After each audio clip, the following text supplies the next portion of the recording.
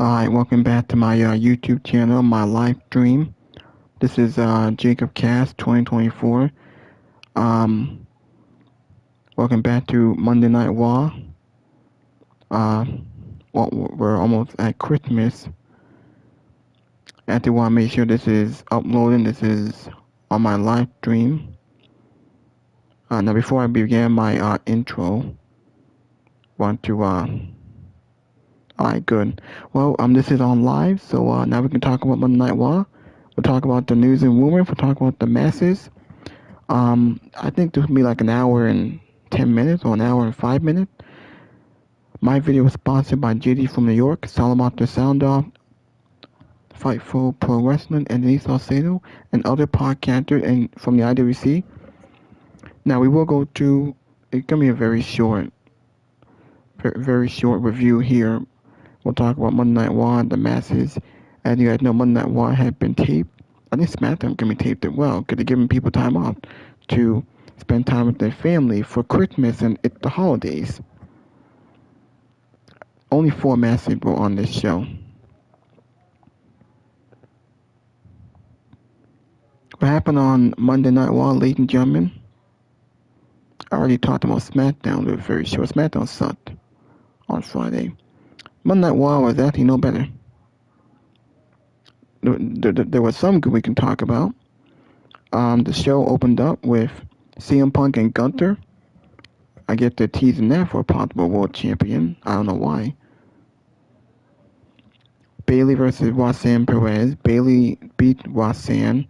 There's also some tension with Judgment Day. Could be some fallout with them. Rhea Ripley and Asuka was a very good match. Crowd loved it. They turned this is awesome. Rhea actually lost. She was trying to help Io Sky, who was, I think, injured a bit. She was kind of selling injury. And Asuka won with a roll-up and pinned Rhea. We had a very good segment with Maxine Dupree and Becky Lynch. They had a little bit, they had some back and forth. And then we had a bit of a brawl, and then we had Maxine Dupree put Becky in the ankle lock and made her tap out. Maxine really improving. She's trying to prove why she's the women's IC champion, that she's getting better. We also saw Javon Evans versus Rayo Americano in a pretty good match. Evan got the win. So I guess, is Evan going to be on Raw, or this is a one-off? It might have been a one-off, I don't know. We got another segment with Nikki Bella. I don't know why, but she's still teasing going after the Women's World Championship. She still wants to face Stephanie Vaquero again. I don't know why. Shows you how slim the women's division is. Maxine Dupree and Becky Lynch, they're still feuding again. Nikki Bella still wants to go after Stephanie's title. I don't know why. Why is she still on TV? Why is she still wrestling? And again, we got Rhea and Io going after the Kabuki Warriors again that we've been seeing. So really, like, the same damn fuse. And then we got the main event, CM Punk and Rey Mysterio versus The Vision. Austin Theory and Bronson Reed. Austin Theory officially a part of The Vision. The Vision got the win. And then the show ended with Braun Breaker spearing CM Punk.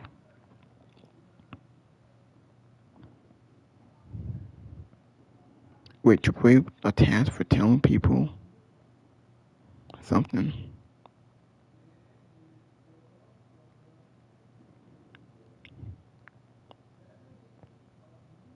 Who's the best male wrestler?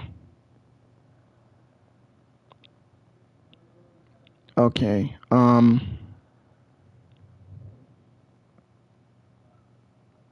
that it or any more? It doesn't look like there's any more here. Monday Night Raw was a very short show. Again, the show was pre-taped, so of course there's not much on here. We do have AEW World's End on December 27th. I believe that's this week in Chicago, Illinois. So there's that.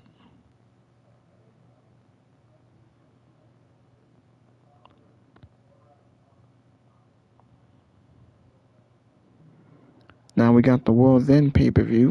I was the first one to ever join the military in my family. When I got out, I knew that I wanted Got a our matches here. We got Darby Allin and versus Gabe Kidd, John Moxley versus Kyle Fletcher for the Continental Classic semifinals. We got Okada and Jose Takagi, another Continental Classic semifinals. The Classic semifinals, AEW Continental Championship with it says Blue League winner versus Gold League winner. We got Samoa Joe versus Swerve Strickland versus Heyman, Adam Page versus MJF, Fatal 4 for the AEW Championship, MJF Casino Gauntlet Agreed Championship match. We got Jamie Hayter versus Kristen Latner for the AEW Women's World Championship. Bays of Wrath, Harley Cameron versus Willow Nightingale versus Mercedes Moné and Athena for the AEW Women's World Tag Team Championship. And then we got the Chicago Street Fight AEW World Tag Team Championship, FTR versus Bang Bang Gang. Juice Robinson and Austin Gunn with Ace Austin at ringside. Stokey halfway at ringside with FTR.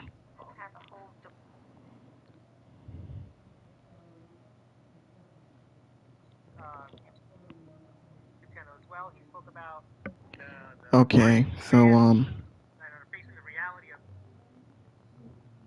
alright. Now let's go into the other podcasters. I can show this while I get this out of the way here. Show y'all some of the podcasters here.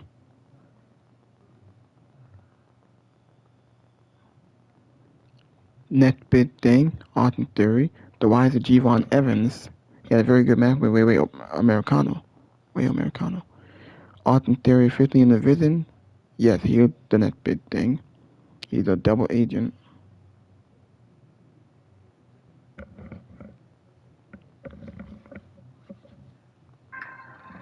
People think you're talking to. You got no right. You're not gonna come in here.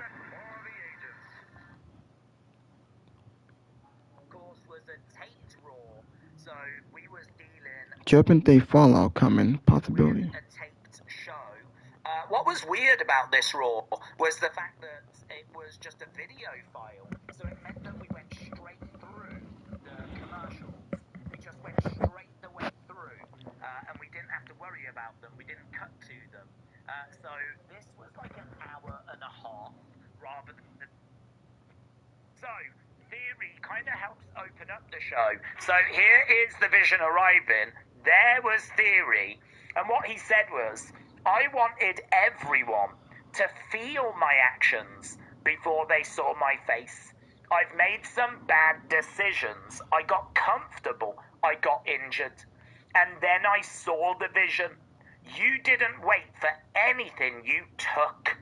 And that's me now. I take. I kind of like this.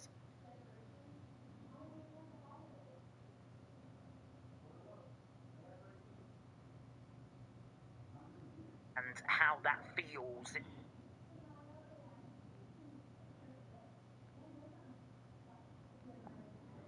CM Punk confront Gunther.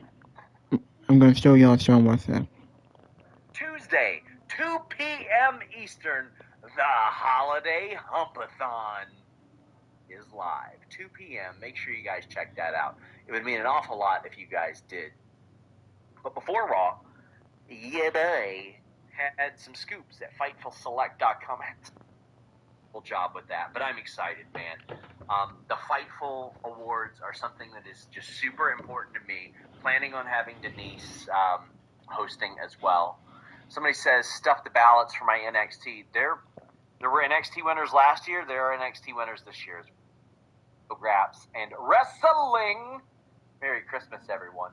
So, I have kind of figured out how to ask Tony Khan questions on these media calls because I got to be honest, they're largely for the listener.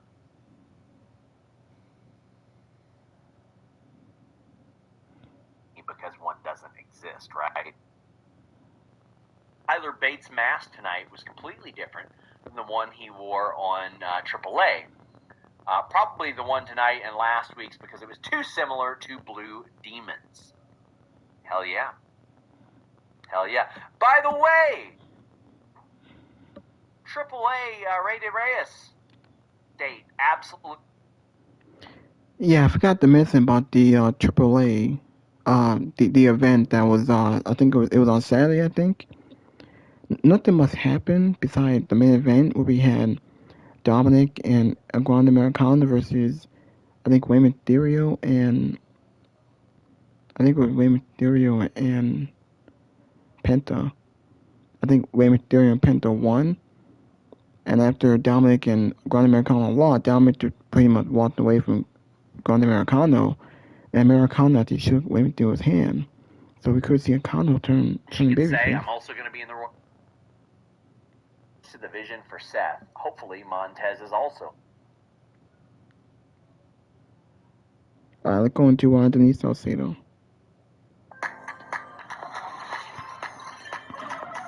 Go reward yourself. Go play. Guys, I got myself into a tricky situation. Alright, hold on. It's so loud. It's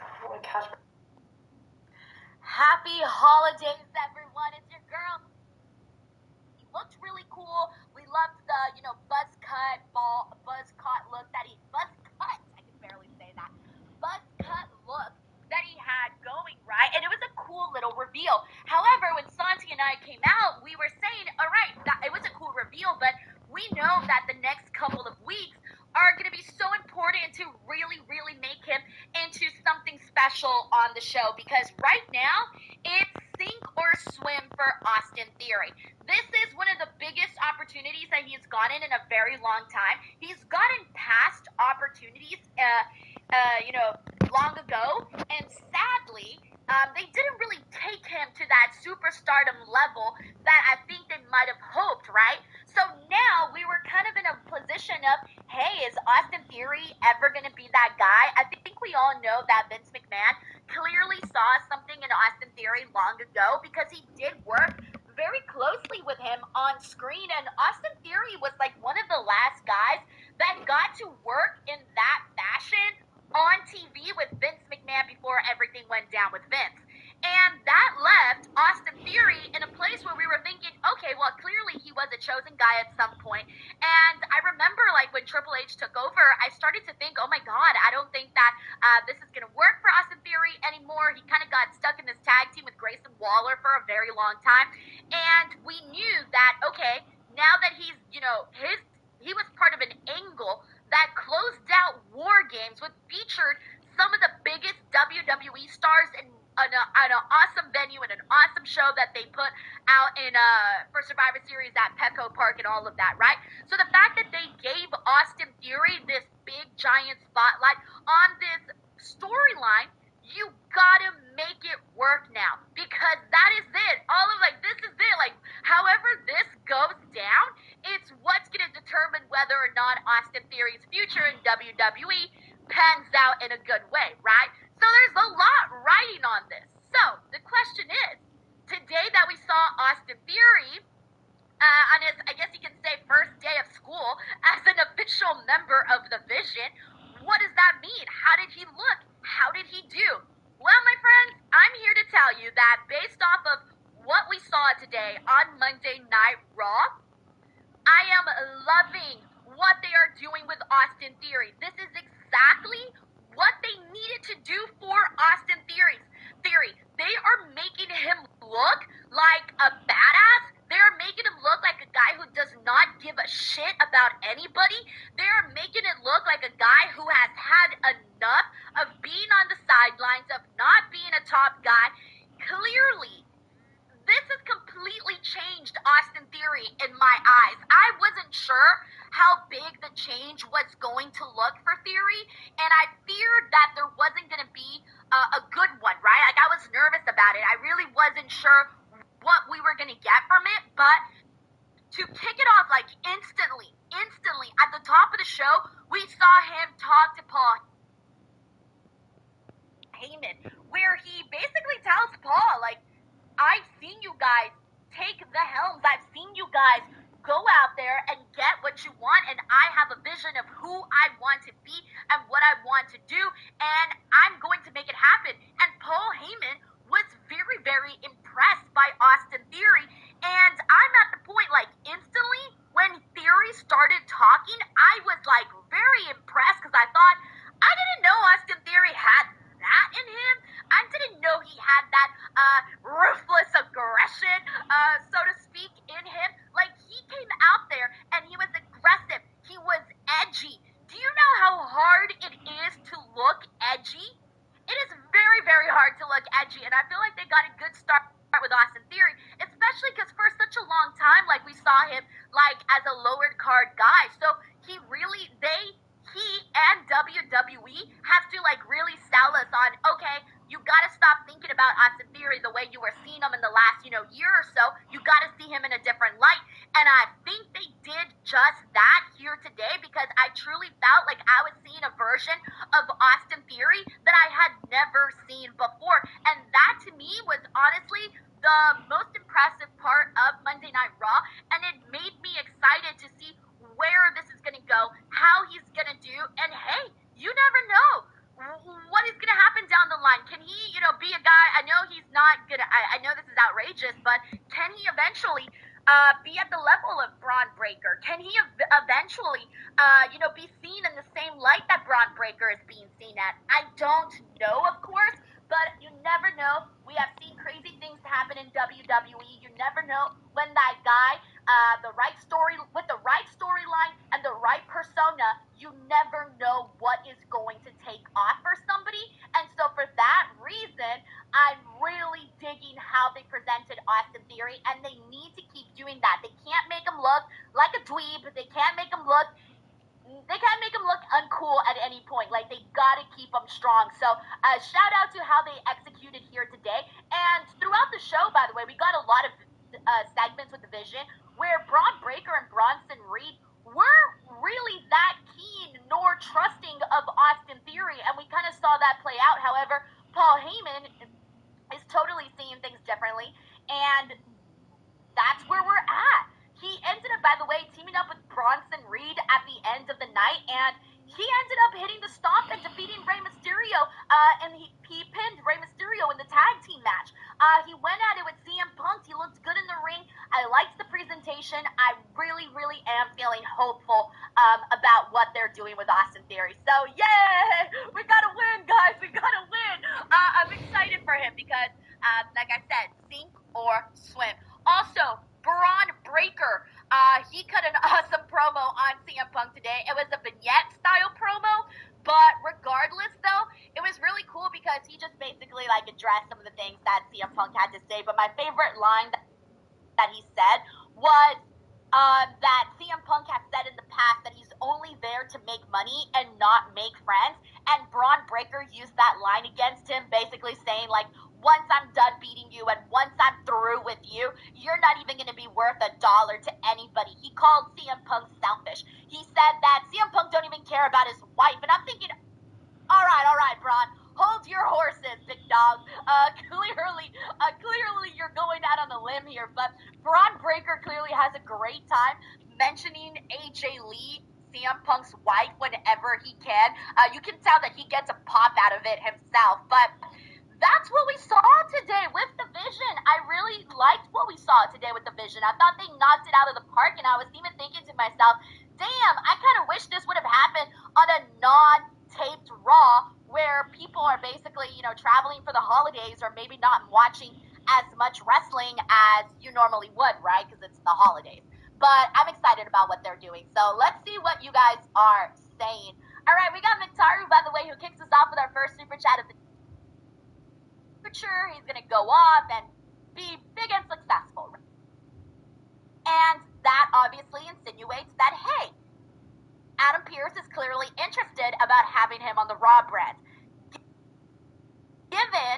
Given that Javon has been as good as I'm liking the way it's going so far. I like the pants, I like the attitude, and I like that he kept the stomp. It was very significant that that's the way he took out CM Punk, and then of course we've seen him appear on Raw a couple of times also doing it, but more importantly, he actually won a match today with the stomp, so definitely something noteworthy. Thank you so much, Marshman, and happy holidays to you too. We got Sheldon Jackson here who says, once Chad Gable is healthy again, who should be El Grande Americano, Chad Gable or Ludwig Kaiser, and why? Sheldon, this is probably the easiest question you've ever asked me, and it's 100% Ludwig Kaiser. Ludwig Kaiser has blossomed in this role. When they first put him under the mask, I thought, oh my god, what a joke. Oh, this is so bad for Ludwig. Like, honestly, that's what I was thinking. I was thinking, poor guy, he's gonna go down the shitter. I was thinking the worst, right? And then he went out there and he's speaking Spanish, and he's so, like, cocky, and he's, saying all these things, and it's hilarious. And as a person who speaks Spanish, I find it funny that he's out there saying these words and saying these phrases and actually saying them very damn well.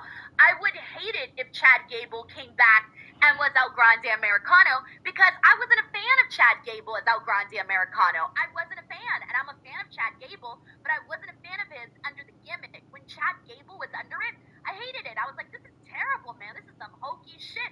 I don't want to see this on my TV. But then, when Ludwig took over, I swear to God, it was a 180? Yeah, 180. Sorry, guys, your girl is bad at geometry. I was about to say a 360, but I think the 360 goes all around, so a 180 is only halfway. Okay, I'm done, guys. I'm just burying my hole deeper right now. People are gonna be like, wow, Denise is dumb. All right, when it comes to math, go that direction. However, today when Gunther was out there, they had Gunther go out there, and he basically did the exact same thing that he did last week. Went out there, trolled the audience, and called John Cena a little bitch. And I started to think, oh, okay, like, this is gonna get old if they keep doing the same thing over and over, right? But then, when CM Punk's music hit, I felt like a light went on. And then we had like a very, very brief confrontation between CM Punk and Gunther. Sweating and out of CM Punk. I bet DD feel better. He probably is gonna be. Thank you, Steven. Happy holidays. We got Tracy in the building. Tracy, you are a fan of Devon Dudley. Drop the title.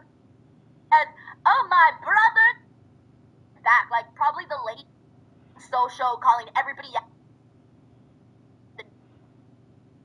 Can do so much more, but I think the company needs to put her, not be afraid to let her go out there and do whatever she can. Like, let her go out there and do whatever she can. I want her to out wrestle the damn hell out of both Raquel and Nikki Bella. But anyways, that's that. Alrighty, let me see what we got here. We got a super chat, by the way, from Mr. Fatboy42. Thank you so much for this very generous super chat, man. It's very nice of you. He says, Merry Christmas and Happy Holidays, DWO. I'm somewhat new here. I love your streaming channel and how down-to-earth you are. For someone who is somewhat famous, I enjoy the lives. Very entertaining and calming when I tune in. Mr. Fatboy, first of all, I'm so happy that you are a new viewer, because I think sometimes it takes people like a second to get comfortable. For 13 years, he tortured me. Alright, hold on. Gonna show y'all another podcast with Joe Cronin. Days on this channel and living, because it's finally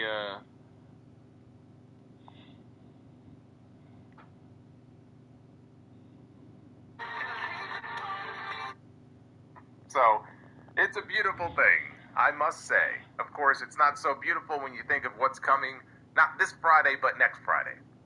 It's like a slow-moving iceberg, and there's nothing you can do. But we're not there yet. This is your Raw on Netflix review. It is December 22nd, 2025. I am the Solomonster. Let it snow, let it snow. Yes, Christmas is coming up this week. Brian, I feel you, Brian. Brian's like, man, Raw was so boring. Raw was so boring. I'm still dealing with a sore throat, by the way. So it's gonna take a miracle for me now to choke to death here during this stream. So I have no issue with a quicker edition of Raw, believe me. But thank you for all the great feedback to the sound off this weekend. Now I'm trying to think, like the last time I did the flagship sound off, the main Sunday sound off. where it went almost 3 hours. Like, I haven't done a show that long in a very long time. So we covered a lot of ground, including the year in review and the award stuff. So if you missed any of it, that is up for you when you're done here to go back and listen to either tonight or tomorrow. A lot of good stuff in there. But thank you for all of the positive feedback to that. Like and subscribe. Super chats are open. We got a bunch of them that came in earlier, so I will be reading your messages. We'll have plenty of time for that.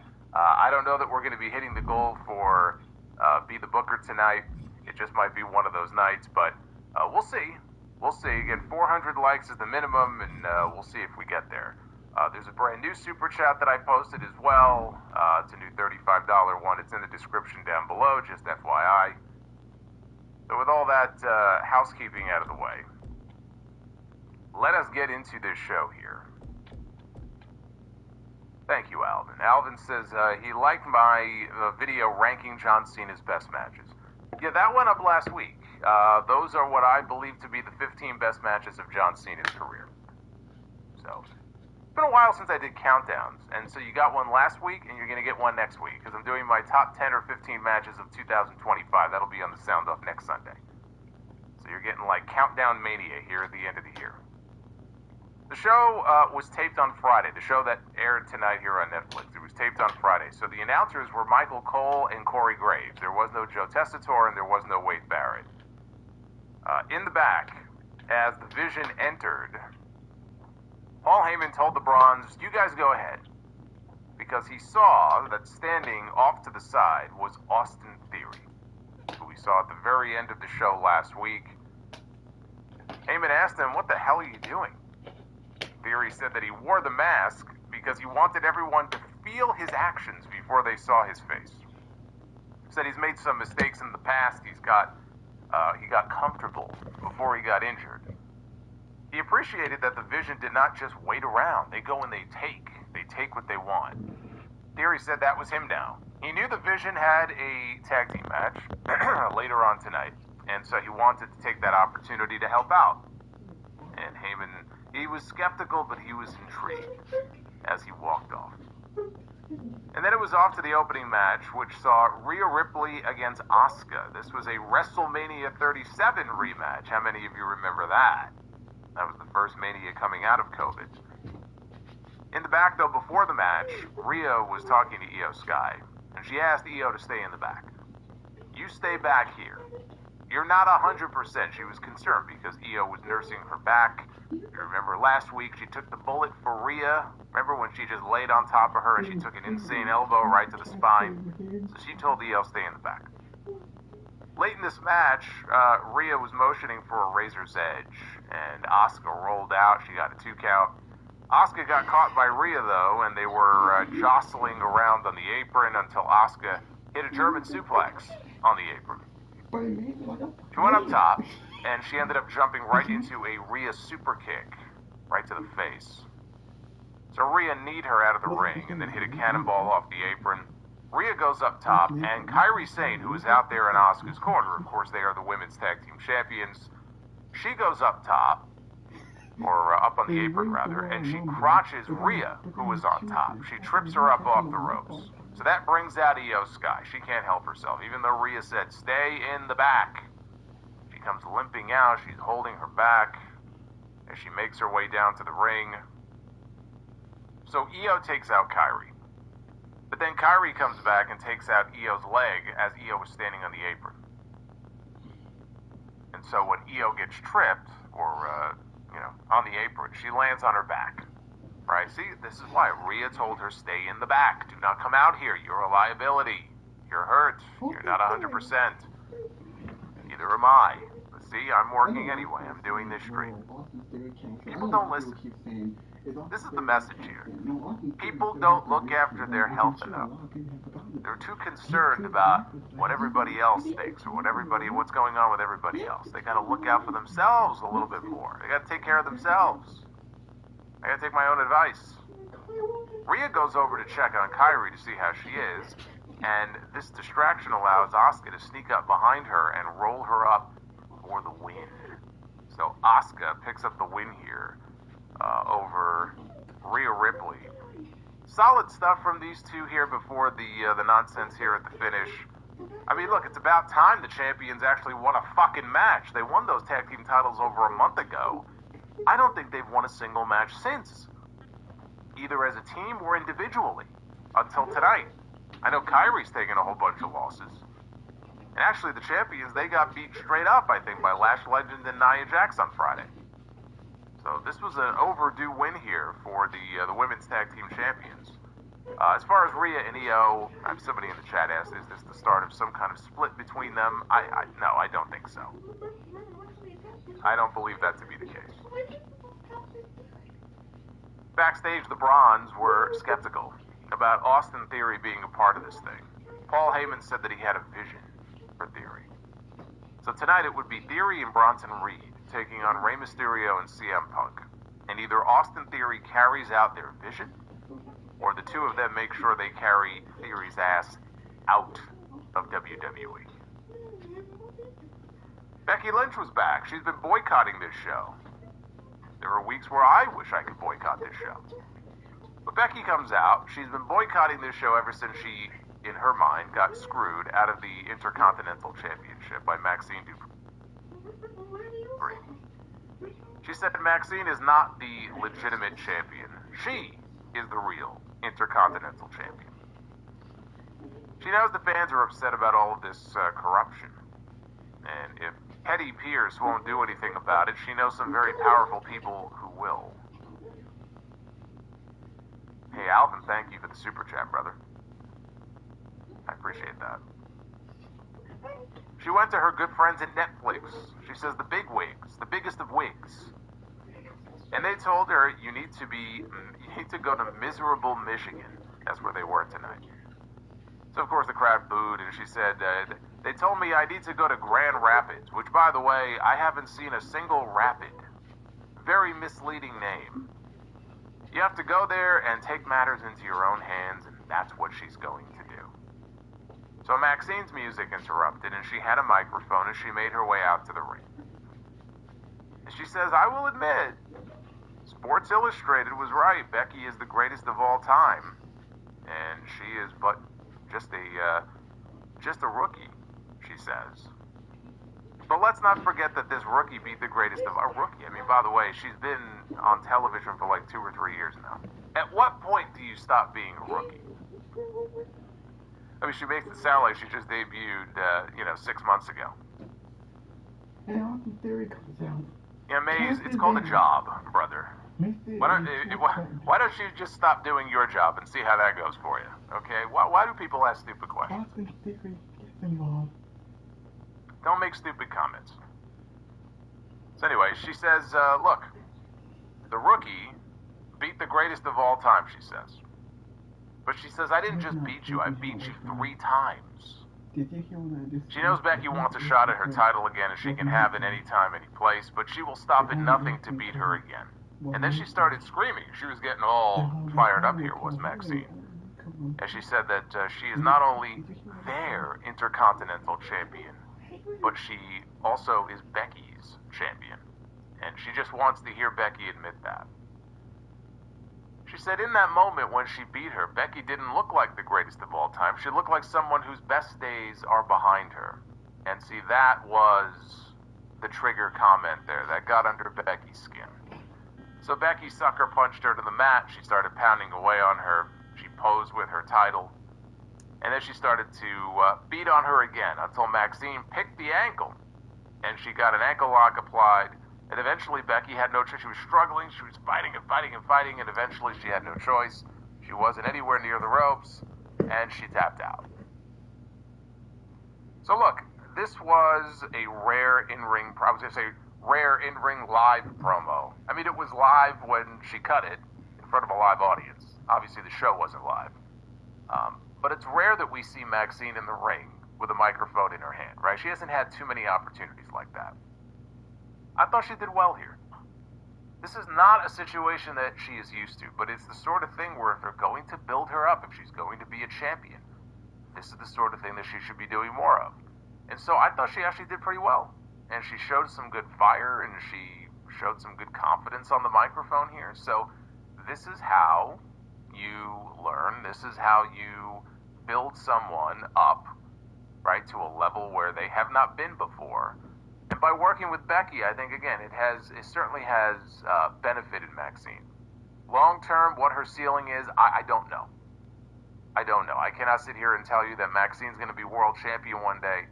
She could be. She could be. But compare where she is now to where she was a year ago, right? She's in a much better place now. And she's working with the right people. If she wants to improve and get better and get television time, she'll get that working with Becky Lynch. So for her, I thought it was a good showing here. Now backstage, Stephanie Vicaire confronted the bald fraud, Petty Pierce. Says that she wants Nikki Bella and Raquel Rodriguez in a triple threat match for the Women's World Championship, and Pierce liked the sound of that idea, so he made the match official for Raw next Monday. I believe they are live again next Monday. I don't believe next week is a tape show. I believe it is live next week. We had Javon Evans. Javon Evans has been everywhere these past few months. Javon Evans has been in NXT. He's even wrestled for the NXT Championship before he got screwed out of the title by Ricky Saints. We saw him at least once, right? If not multiple times in TNA. We have seen him on SmackDown. We have seen him on Raw. Just this past Saturday, he was on the AAA show. So, Javon is everywhere. He took on Rayo Americano with Bravo Americano and El Grande Americano in his corner. Rayo, for those who don't know, is Pete Dunne. And if it was Pete Dunne without the silly gimmick against Javon Evans, they would go out there and they would kill it. But it is not Pete Dunne out there. It is Rayo Americano. And so, of course, you're not going to get exactly a Pete Dunne match. This was nothing outstanding. They still went out there and had a good match. I'm not saying it was, a terrible match. It was just comedy. It was good. It was good, but I know these two could have more than just a good match.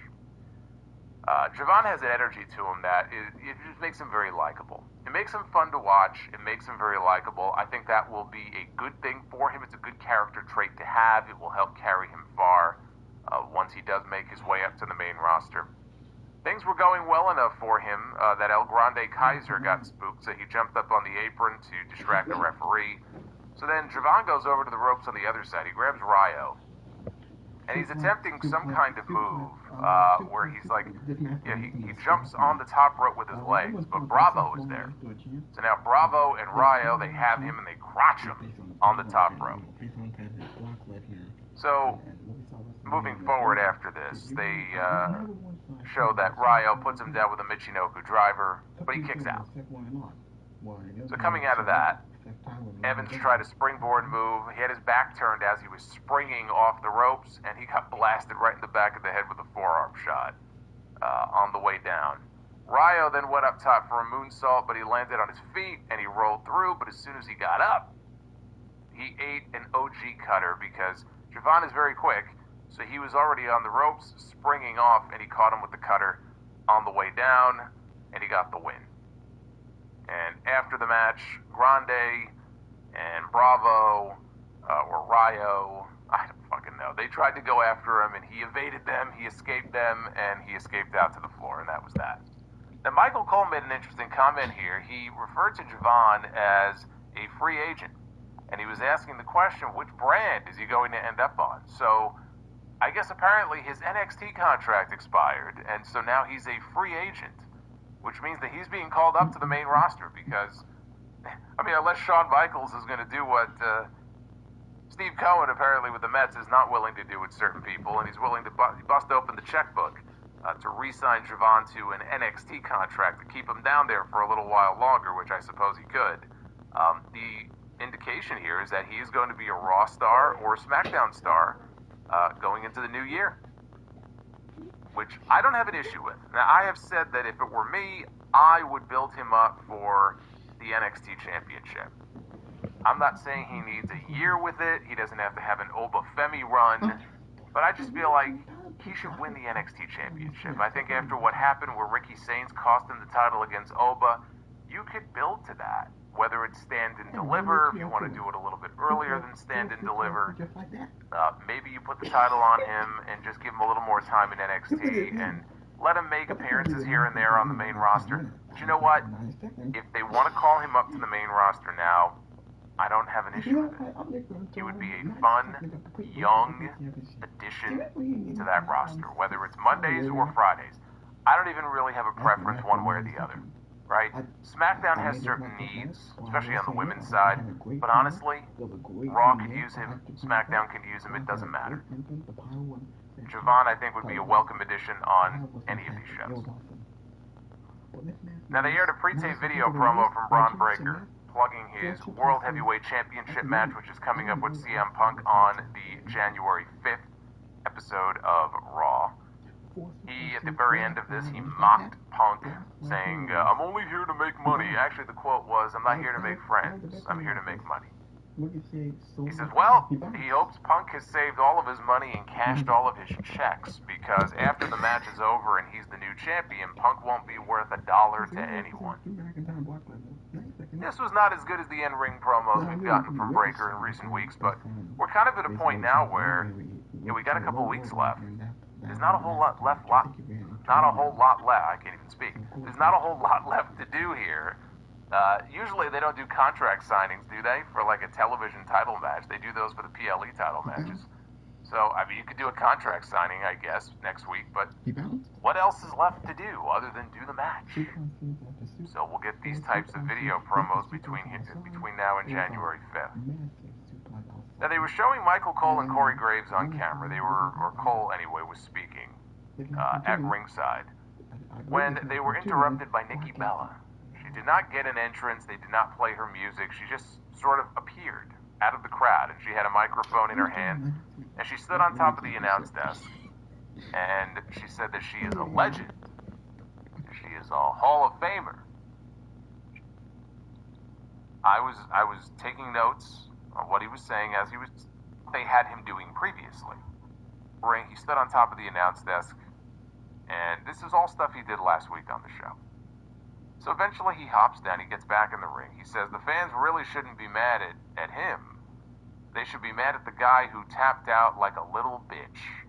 And they actually censored the word bitch. I was taking notes on what he was saying as he was saying it, and then I didn't hear the word. And I said, surely they didn't censor the word. I mean, he said it multiple times last week on the show, no problem. Right? Multiple people on most weeks will say the word bitch. So I rewound it. Sure enough, they fucking censored the word bitch. I would love to know how this works. I really would. Is it a case where on Netflix, when it airs live, they don't censor it? But if you go into the archives and you watch it back, they edit that word out? Or is this a new thing? I'm fascinated by this. I'm fascinated by what the rules are here, especially now that they're on Netflix, right? You don't have to worry about the FCC or anything like that. But I'm just fascinated how we could hear it last week, but we couldn't hear it this week. I don't know. Apparently it's a bad word. Bad word. You can't say bitch. The hours of smack and didn't work. His Porsche or his Corvette. I never watched it. It's boss time. I would take.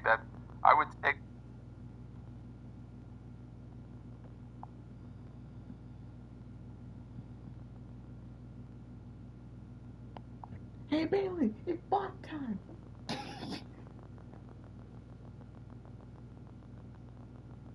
As a mom to three, we are on the go a lot, and having reliable coverage has never been so important to me. Last year, when we upgraded our family card, I didn't have to stress about finding the perfect card. Over Bailey's knee, through the commercial.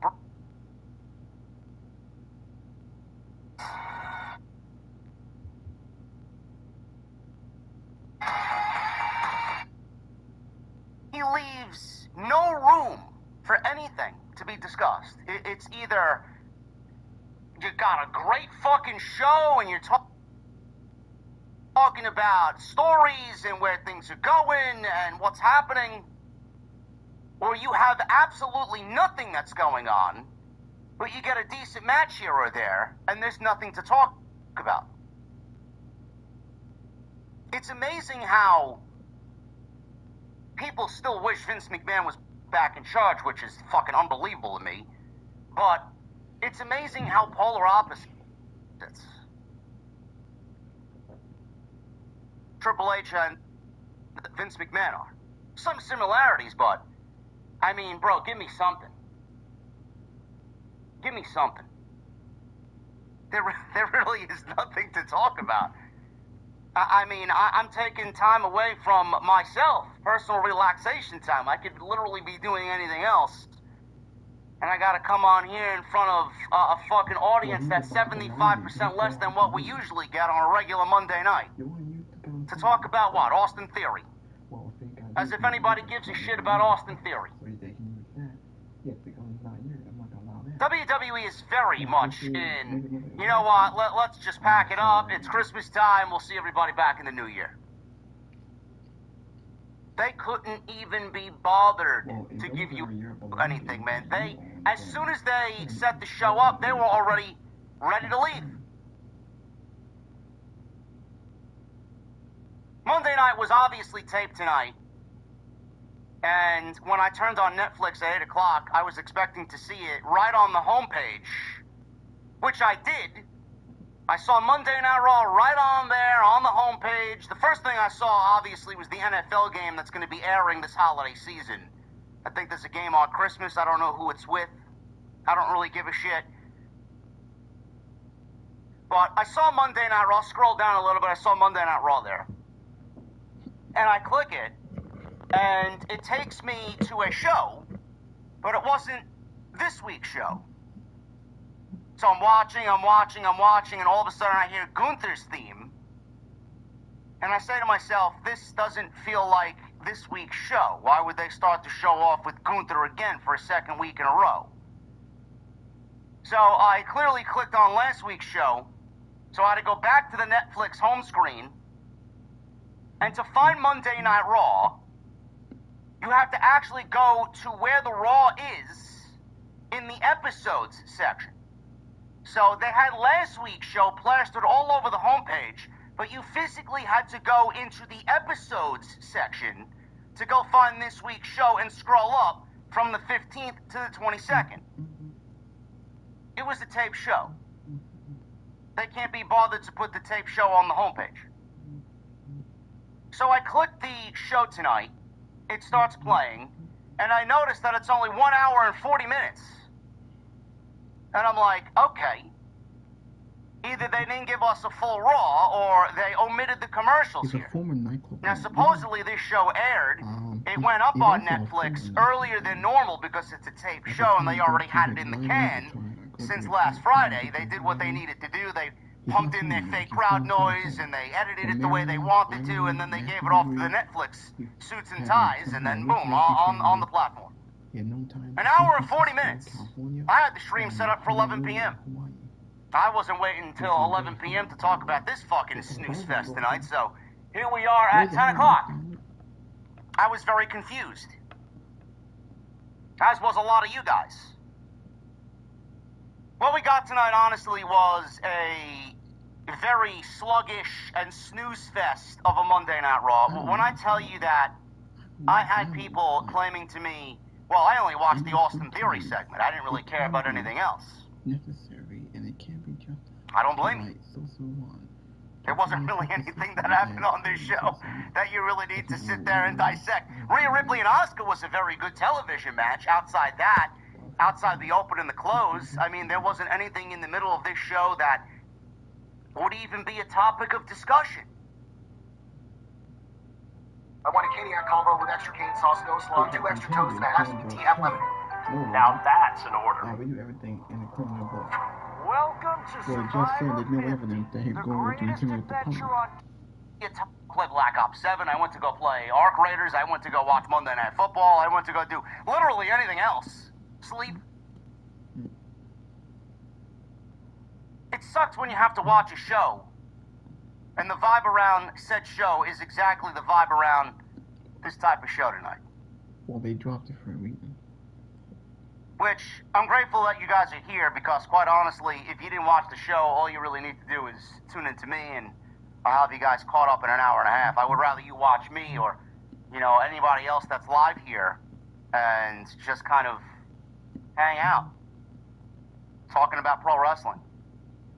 The biggest thing that happened tonight was the return of Austin Theory. Last week, Austin Theory returned, he unmasked himself, and we went off the show with a cliffhanger, which we all knew was Austin Theory, because Meltzer reported it like 2 months ago. The judge made it very clear. He was right on that. The judge made He it was very right clear. on There's no Austin evidence Theory that he possibly told being us to included put in it war in. games. He said that maybe there If is certain evidence injuries that he didn't killed happen John to Cena, others that were including supposed to be there. people. Austin Theory helped the Vision last week, and they are targeting CM Punk in the World Heavyweight Championship, obviously setting up Braun Breaker and CM Punk on that January 5th episode from the Barclays Center in Brooklyn, New York, for the World Heavyweight title on that first Raw of the new year.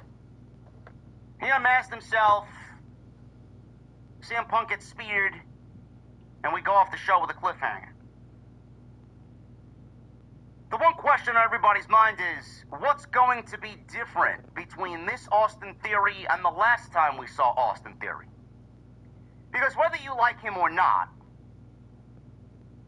in my opinion, Austin Theory fits the bill for what they look for in a WWE superstar. He looks amazing.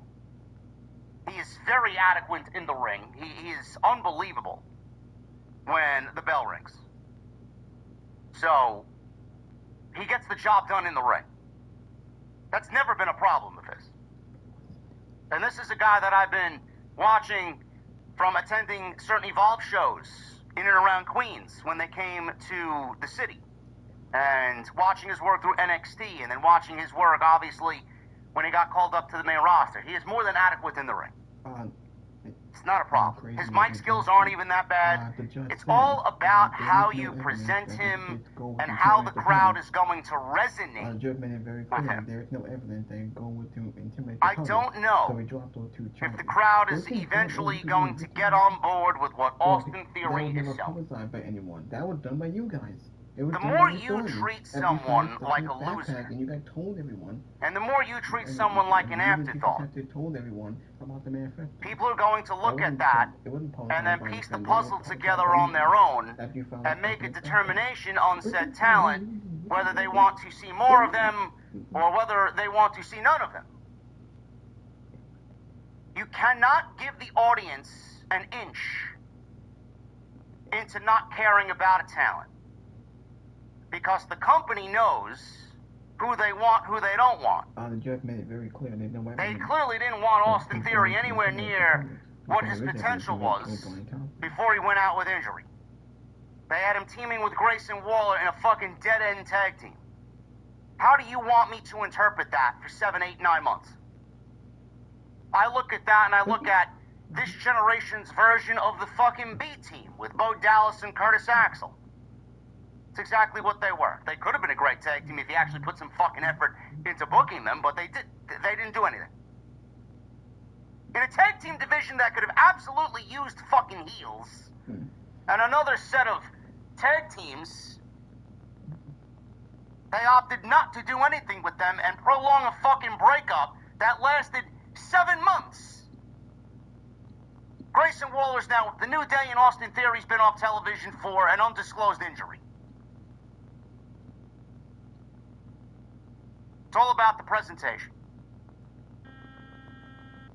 They need to give us a different Austin Theory. They need to give us a serious Austin Theory. They need to present Austin Theory in a way where the fans are going to look at WWE presenting him as a main event guy. It was not too. They certainly did that tonight. He was in the ring with CM Punk. He was in the ring with Rey Mysterio. Can't ask for anything better on his first night back. He pinned Rey Mysterio. He got a lot of offense on CM Punk. Tonight was the good first step forward. But is it going to last? Well, the judge made it very clear. That's the question. So they believe the terrorism. Is it going to last? Are people going to care? The case in court, and From what I see on social media, I don't really see people caring. That was done by the authorities. You can place him next to Braun Breaker and Paul Heyman and Logan Paul and Bronson Reed and add anybody else to the vision that you may think fits the group. But I honestly think people have already made a determination about how they feel about Austin Theory. It's now WWE's job, and it's going to be quite the uphill battle to get people to change their mind. Some may change their mind. Others may not. I think he's a great talent. I think he's got all the tools to be a future piece of the company. Here you talk about the pillars. AEW talks about their pillars, or have talked about their pillars in previous years. I think Austin Theory could be a pillar for WWE going into the future. I very much believe Austin Theory has the talents to be in the discussion of an Obafemi, or a Braun Breaker, and a Dominic Mysterio, and a Javon Evans. These are two young men. Guys like that, who WWE are clearly going to be building the future around. He's got that type of talent. But WWE's got to put effort into presenting him to the audience the way that we need to see him. It's all on WWE. Austin Theory's got a job to do, and I think he already showed you the type of job he's going to continue to do. He's not going to let this fucking fail. He's very good at what he does. I can't, talk to the man. But WWE's got the bigger job. They're the ones in charge. They are going to tell us and show us what they want us to see. Who we are going to see courtesy of the company. They're going to push who they want. I just hope that it all works out for him.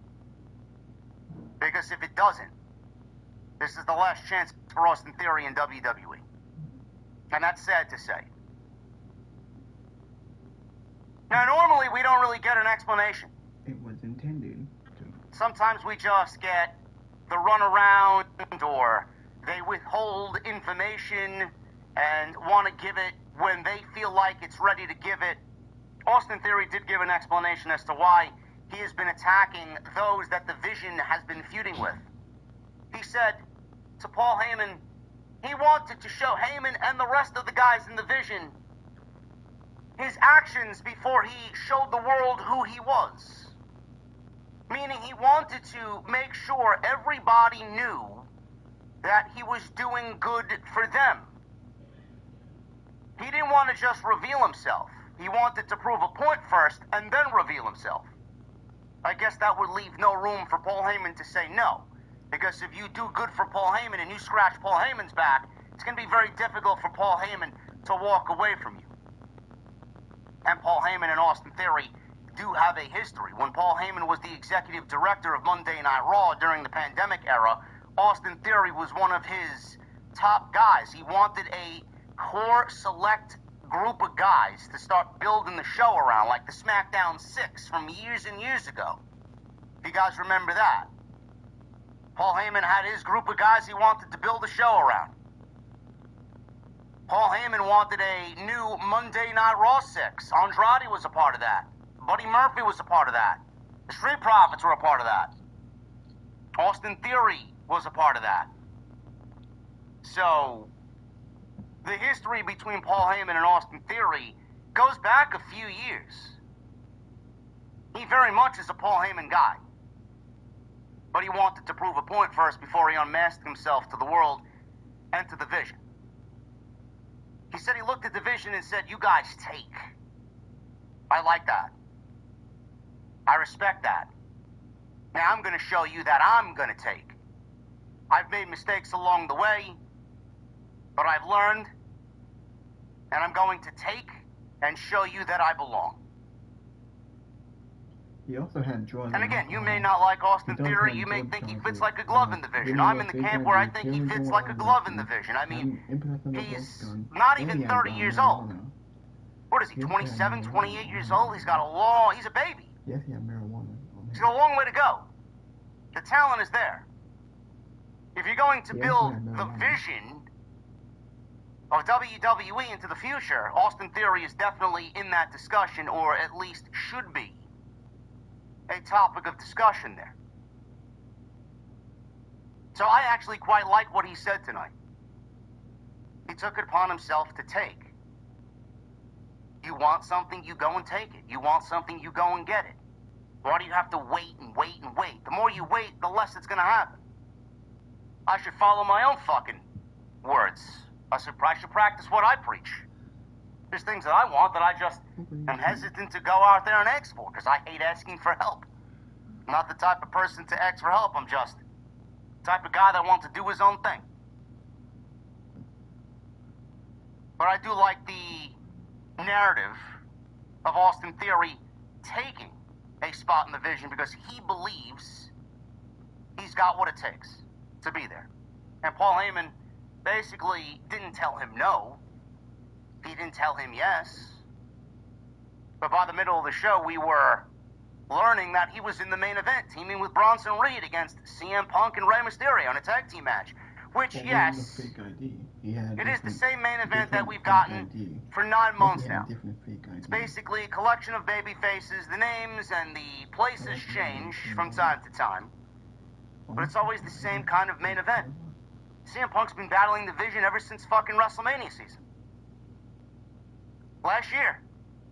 And we're going into this year's WrestleMania, and we're starting 2026 with CM Punk this time as the World's Heavyweight Champion, still battling the Vision. Battling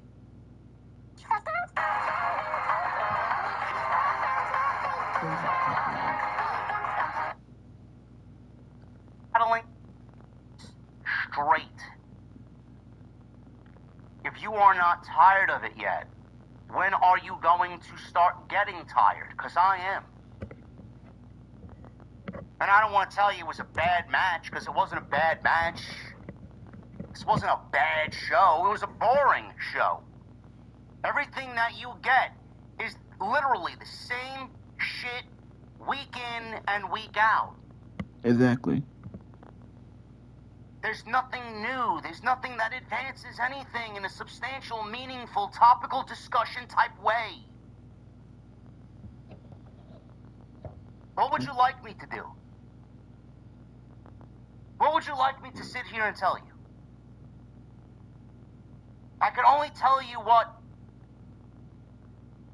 I can tell you from what we watched.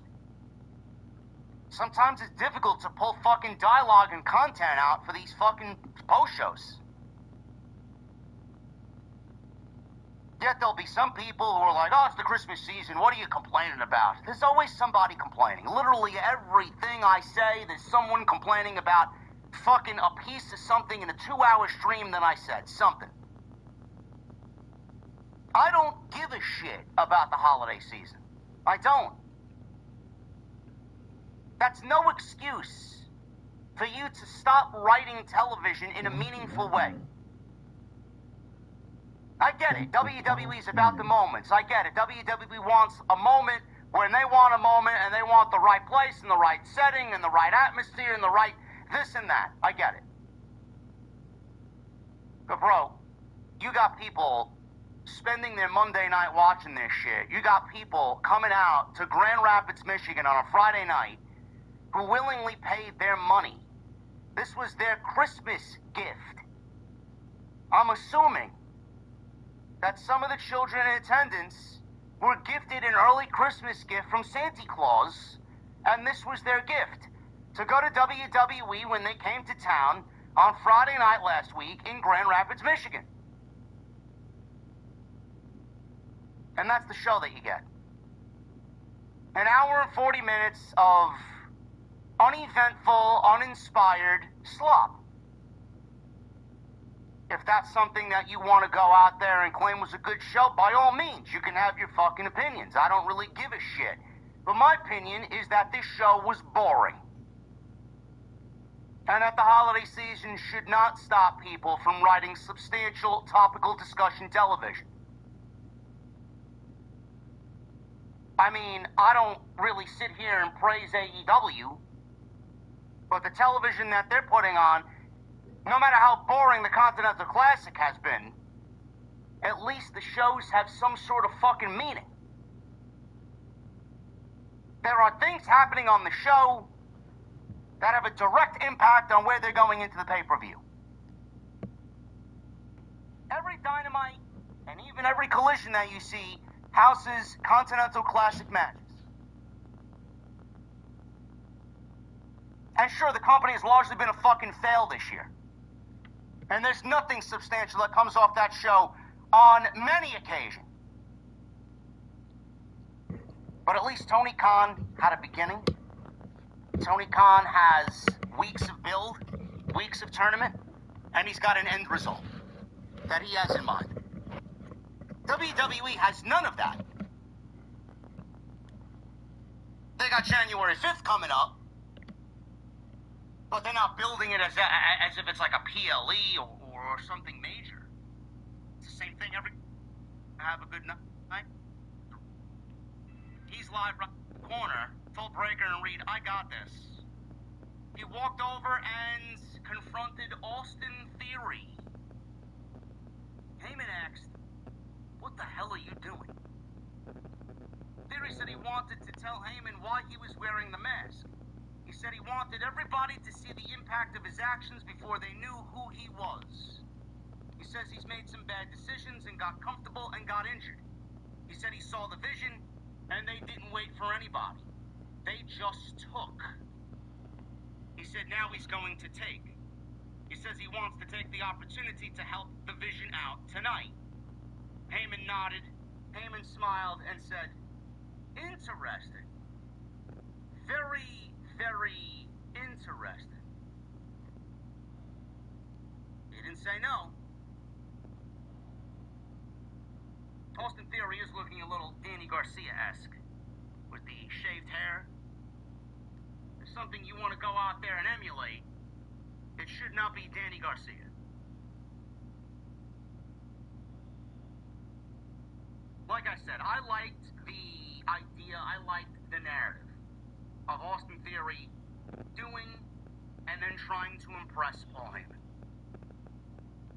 That's a way to certainly get on his good side. Now, I will say, if you guys watched Austin Theory in the main event, he did have long wrestling pants on, long tights. He kind of shed those old tights that he used to wear. He used to wear long leather tights, or he wore like short losing streak against Rhea Ripley. This was fun. Here on this show is exactly what I would tell you, looking you dead in the eye. So I don't really understand why people think I'm inauthentic. Cut the shit. Backstage, Bronson Reed, Braun Breaker, seems skeptical about Austin Theory. They were wondering what he's doing in the vision. Why should we trust this guy? Heyman says they were both much better off today than they were months ago. Just look at it that way. And that was thanks to him, Paul Heyman. That all happened thanks to his vision. He did not pimp that out easily. He was selective, and he had a vision for Theory. Tonight it would be Theory and Reed against Punk and Mysterio. Either Theory carried out their vision, or the two of them, Bronson Reed and Braun Breaker, can carry Theory's ass. You put the championship on somebody. The title ain't helping Maxine, and Maxine ain't helping the championship. So why are you my champion? Yeah. You're not drawing new eyeballs to the division. You're not drawing new eyeballs to the show. You're not really doing much of anything. She's already beaten Becky Lynch. What else is there for her to do to show the audience that she's it? Yeah. Wow, she went out there and beat Ivy Nile. That's really gonna fucking burn the house down. No one cares. Ivy Nile, who, by the way, hasn't wrestled in 7 months on television, and Ivy Nile, who the fans clearly did not remember because the last time we saw her, she looked vastly different. Yeah. I don't see how this is working out. It's not. And I thought it was, but it's not. Though I think Maxine cut a very good promo. Yeah. to Natalya coming back. How this leads to Natalya, I don't know. Maybe Natalya is the one to go toe-to-toe with Becky Lynch.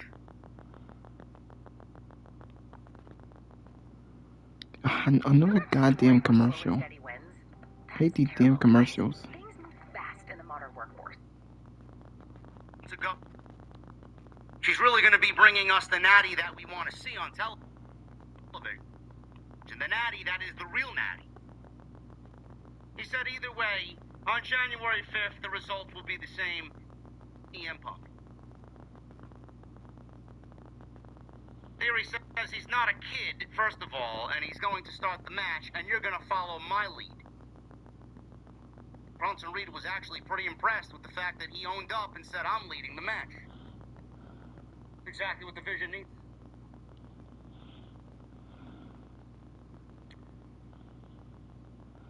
Gunther. He made his way out. I was looking forward to seeing what Gunther had to say here. He comes on out, soaks up the booze. Probably with his family during the holidays. Be anything more than fucking 26. We got Wednesday Night Dynamite. I'll be solo on Wednesday. Jesse's going to be taking care of the family. Maybe. I'll keep you guys posted. I may actually take the day off myself. Yeah, me too. So, might will end the video. Thank you for watching. Till next time, hit that like button, leave a comment. Please subscribe to my channel. I'll see y'all later.